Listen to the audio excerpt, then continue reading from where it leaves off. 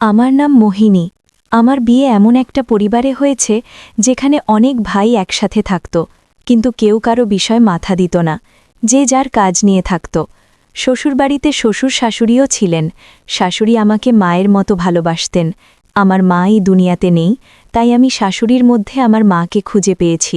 আমি তার সাথে ভালো ব্যবহার করতাম, কিন্তু একদিন আমার শ্বশুর শাশুড়ির সাথে এমন একটা কাজ করলেন যা দেখে আমি লজ্জায় মুখ লুকিয়ে ফেললাম। আমার মা অনেকদিন আগেই পৃথিবী ছেড়ে চলে গেছেন। আমি 6 ভাইয়ের একমাত্র বোন, এবং আমার ভাইদের কেউই বিয়ে করেনি, কারণ আমি বাবা মায়ের সবচেয়ে বড় এবং প্রথম সন্তান। আমার বাবা কখনো আমাকে তেমন গুরুত্ব দেননি, তিনি সবসময় তার কাজকেই গুরুত্ব দিতেন। আমি শুধু বাড়ির কাজে আটকে ছিলাম। বাবা সহ 4 ভাই কাজ করতে বাইরে যেত, ছোট 2 ভাই বাড়িতেই থাকত, আর আমাকে সবার জন্য রান্না করতে হতো। এদিকে আমার অনেক বয়স হয়ে গেছে, কিন্তু আমার বিয়ে নিয়ে বাবার কোনো চিন্তাভাবনাই ছিল না। যখন তিনি আমার থেকে 1 বছরের ছোট ভাইয়ের বিয়ে দিতে চাইলেন, তখন আমাদের সব আত্মীয়স্বজন তাকে বললেন, আগে মেয়ের বিয়ে দাও, তারপরে ছেলের কথা ভেবো। এতে বাবা বললেন, মেয়ে বিয়ে দেওয়ার উপহার বা টাকা পয়সা আমার কাছে নেই, ছেলের বিষয়টা আলাদা। ছেলের বিয়ে দিতে হবে, কারণ বৌমা বীজের সাথে উপহার আর টাকা পয়সা নিয়ে আসবে। বাবার কথা শুনে আমি অনেক টেনশনে থাকতাম। এখন আস্তে আস্তে আমার বয়স শেষ হয়ে যাচ্ছে। কিছুদিন পরে ভাইয়ের বউ বাড়িতে এলে এই বাড়িতে থাকা আমার পক্ষে কষ্টকর হয়ে গেল, কারণ সে ঘরের কোনো কাজ করত না। ঘরের সব কাজ আমাকেই করতে হতো। বাড়ির সবাই ভাবত নতুন বউ আসাতে আমি একটু আরাম পেয়েছি, কিন্তু আমি অনেক টেনশনে থাকতাম। আমার মাকে মনে করে কাঁদতে থাকতাম, কারণ মা পৃথিবী ছেড়ে চলে যাওয়ার পর থেকেই বাড়ির সব দায়িত্ব আমার ঘাড়ে এসে পড়ে। যখন বুঝলাম এই বাড়ির কেউ আমার কথা চিন্তা করে না, তখন আমি ভাবলাম আমারও কারো কথা চিন্তা করার কোনো দরকার নেই। আমি দেখতে সাধারণ, আর বয়স এখন প্রায় 32 বছর। আমার বয়সী সব মেয়ে বিবাহিত, এবং তাদের 2-3কে করে বাবু আছে, আর আমার এখনও বিয়ে হচ্ছে না। একদিন আমার কাকা বাড়িতে এসে বাবাকে অনেক করে বুঝিয়ে বললেন, আগে মেয়ের বিয়ে দিয়ে তারপর অন্য কিছু ভাবো। বাবার অনেক বয়স হয়ে গেছে, কিন্তু তিনি এখনও শুধু টাকার পিছনে ছুটতেন, কখনোই ছেলেমেয়েদের প্রতি মাথা ঘামাননি। কাকা ও মামার কথাতে বাবা আমার বিয়ে দিতে রাজি হলেন। কাকা নিজেই আমার বিয়ের পাত্রটা নিয়ে এসেছিলেন। আমি এটা ভেবে অনেক খুশি ছিলাম যে যাক, শেষ পর্যন্ত আমার বিয়ে হচ্ছে। আমার স্বপ্ন ছিল বিয়ে যেখানেই হোক না কেন সেই পরিবারটা যেন ছোট হয়। কিন্তু যখন আমি ছেলেকে দেখি এবং তাদের পরিবারের কথা জানতে পারি, তখন আমার মন খারাপ হয়ে যায়। যে ছেলেটির সাথে আমার বিয়ে হতে যাচ্ছে সে অনেক কালো, এবং তাদের পরিবারও আমাদের পরিবারের মতোই অনেক বড় ছিল। তারা 7 ভাই এবং 3 বোন। ছেলেটি তার বাবা মায়ের সাথে থাকে। ছেলেটির একটাই গুণ যে সে অনেক টাকা ইনকাম করে, এবং তাদের বাড়িও অনেক বড়। ছেলেটি অনেক কালো বলে তার বিয়ে হচ্ছিল না, তাই কাকা আমার জন্য এই পাত্রটা এনেছিলেন। ছেলের পরিবার যেহেতু কোনো উপহার বা টাকা পয়সা চায় না, তাই বাবা এই বিয়েতে রাজি হন। ছেলেটির মা এসে আমাকে একটা গহনা পরিয়ে দিল। আমি অনেক খুশি যে যাক, শেষ পর্যন্ত আমার বিয়ে হতে যাচ্ছে। চেহারা দিয়ে কি হবে, একজন মানুষের আয় ভালো হলেই হলো। আমার বাবা সেই ছেলের সাথে আমার বিয়ে দিলেন। শ্বশুরবাড়ি আমাদের বাড়ি থেকে অনেক দূরে। বিয়ের পর আমি শ্বশুরবাড়িতে এসে দেখলাম বাড়ি খুব বড়, কিন্তু পরিবারের সবাই আলাদা না, বরং একই বাড়িতে থাকে। আমার স্বামী ছাড়াও তার আরও 7 ভাই এবং তাদের 7 জনের বউ ও ছেলে মেয়ে ছিল। প্রথম দিকে স্বামীর সাথে দিনগুলি খুব ভালো চলছিল আমার, কিন্তু কিছুদিন পরে তিনি কাজের জন্য শহরের বাইরে চলে যান। এখানে থাকতে তিনি আমার যত্ন নিতেন, এবং আমার শাশুড়িও অনেক ভালো মহিলা। আমার সব ভাবিরা তাদের ঘরেই থাকত। তারা ঘুমানো আর মেকআপ করায় ব্যস্ত থাকত। বাড়ির সব দায়িত্ব আমাকেই নিতে হতো।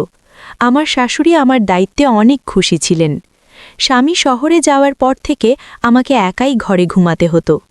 যখন আমার রুমে একা ঘুমাতাম, তখন মধ্যরাতে আমার মনে হতো যেন কারো আওয়াজ আর হাঁটার শব্দ শুনতে পাচ্ছি। আমার অনেক ভয় করত। আমি শাশুড়িকে জিজ্ঞাসা করলে তিনি একটু ঘাবড়ে গেলেন এবং বললেন, এই বাড়িটা অনেক বড়, কেউ না কেউ হয়তো রাতে ওঠে, বা কারো বাবু হয়তো কাঁদে। একদিন রাতে সাহস করে উঠে দেখতে চাইলাম কে এত রাতে ঘুরে বেড়ায়। আমি বের হয়ে দেখলাম আমার শ্বশুর ফোনে কারো সাথে কথা বলছেন। শ্বশুরের অনেক রাগ ছিল, তাই সবাই তাকে অনেক ভয় পেত। প্রতি রাতে দেখতাম মধ্যরাতে যে মানুষটা হেঁটে বেড়াচ্ছে সে আর কেউ নয়, আমার শ্বশুর। তিনি শাশুড়ির সাথেও খারাপ ব্যবহার করতেন। বিয়ের প্রথম দিকে এমন কিছুই ছিল না, কিন্তু আমার স্বামী চলে যাওয়ার পরই শাশুড়িকে তিনি প্রতিদিন মার দিতেন। শাশুড়ি অনেক চিৎকার করতেন, কিন্তু শ্বশুর থামতেন না। যেদিন থেকে আমার স্বামী বাড়িতে আসতেন সেদিন থেকে শ্বশুর শাশুড়িকে মার দেওয়া বন্ধ করে দিতেন। একদিন স্বামী আমাকে রেস্তোরাঁয় নিয়ে গেলে আমি তাকে জিজ্ঞাসা করলাম, তোমার বাবা রাতে মায়ের সাথে ঝগড়া করে কেন? এই প্রশ্ন শুনে আমার স্বামী অবাক হয়ে বললেন, তুমি কি পাগল হয়ে গেছো? এটা হতে পারে না, বাবা তো মাকে অনেক ভালোবাসে। আমি বুঝতে পারলাম তিনি এ বিষয়ে কিছুই জানেন না। স্বামী কাজে চলে যাওয়ার 3 দিন পর আমি কাজের মেয়ে রূপাকে সাথে নিয়ে বাজারে গেলাম। ফিরে আসার সময় শাশুড়ির রুমের পাশ দিয়ে যাওয়ার সময় শুনতে পেলাম তিনি বলছেন, থামো, আমার ওপর এত অত্যাচার করো না। আমি দরজায় উঁকি দিয়ে দেখলাম শ্বশুর শাশুড়ির চুলগুলো কাটছেন। আমি অবাক হয়ে ভিতরে গিয়ে জিজ্ঞেস করলাম, বাবা আপনি এসব কি করছেন? তখন শ্বশুর বললেন, তোমার শাশুড়ির অপরাধের তুলনায় এই শাস্তি খুবই কম। শাশুড়ি কাঁদতে কাঁদতে বললেন, বৌমা তুমি এই বাড়ির বিষয়ে কিছুই জানো না, এই লোকটা অনেক খারাপ, যা ইচ্ছা তাই করতে পারে। আমি ঘর থেকে বের হয়ে যাচ্ছিলাম, তখন শ্বশুরের সাথে দেখা হলো। তিনি তার পকেট থেকে মোবাইল বের করে আমাকে কিছু ছবি দেখিয়ে বললেন, একজন স্বামী যদি তার স্ত্রীকে খারাপ হতে দেখে তবে সে নিশ্চয়ই তাকে থামানোর চেষ্টা করবে। ছবিগুলো দেখে আমার পায়ের নিচ থেকে মাটি সরে গেল, কিন্তু শাশুড়ি হঠাৎ এসে মোবাইলটা কেড়ে নিলেন এবং আমাকে নিজের রুমে যেতে বললেন। রাতের বেলা আবারও সেই আওয়াজ ভেসে আসছিল। একদিন রাত প্রায় 9টায় শ্বশুর আমার রুমে 1 কাপ চা নিয়ে এলেন। আমি চায়ের কাপটা নিলেও তিনি ঘর থেকে চলে যাওয়ার পর বাথরুমে গিয়ে ফেলে দিলাম, কারণ আমি চা পছন্দ করি না। গভীর রাতে আমি দেখলাম শ্বশুর শাশুড়ির মুখে হাত দিয়ে তাকে একটা গোপন রুমে নিয়ে যাচ্ছেন। আমি তাদের অনুসরণ করে ওই রুমের ভিতর চলে গেলাম। দেখলাম শ্বশুর শাশুড়িকে চেয়ারে বসিয়ে রশি দিয়ে বেঁধে দিয়েছেন এবং বলছেন, এই বাড়িতে তোমার যা কিছু সম্পদ আছে সব তোমার একমাত্র ছেলের হবে। আমি চাই তুমি সব কিছু আমার নামে করে দাও, না হলে আজ আমি তোমাকে শেষ করে দেব এবং সবাইকে বলবো যে তুমি তোমার ভালোবাসার মানুষের সাথে পালিয়ে গেছ। শাশুড়ি বললেন, আমি শেষ হয়ে যাব, তবুও সই করব না।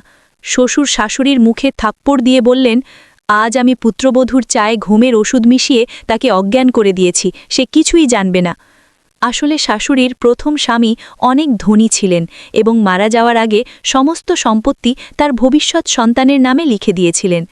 আমার স্বামীই ছিলেন সেই সন্তান। এই শ্বশুর ছিলেন শাশুড়ির দ্বিতীয় স্বামী এবং লোভী প্রকৃতির। আমি তাড়াতাড়ি আমার স্বামীকে ফোনে সমস্ত ঘটনা জানালাম। আমার স্বামী তার এক বন্ধুকে পাঠালেন, যিনি একজন পুলিশ অফিসার ছিলেন। তিনি এসে শ্বশুর ও তার ছেলেদের হাতে নাতে ধরে ফেললেন। সকালে আমার স্বামীও বাড়িতে এসে পৌঁছলেন এবং সব সত্য জানার পর তিনি তার বাবা ও সৎ ভাইদের বিরুদ্ধে মামলা করলেন। আদালতের রায় আমাদের পক্ষে এলো। এখন আমরা এই বড় বাড়িতে অনেক সুখেই আছি। মাঝে মাঝে সম্পদের লোভে কিছু মানুষ এতটা নিচে নেমে যায় যে তারা সম্পর্কের মূল্য দিতেও ভুলে যায়। তাই আপনারা সম্পর্কের মূল্য দিতে শিখুন এবং ভালো মানুষের সাথে ভালো ব্যবহার করুন। ধন্যবাদ।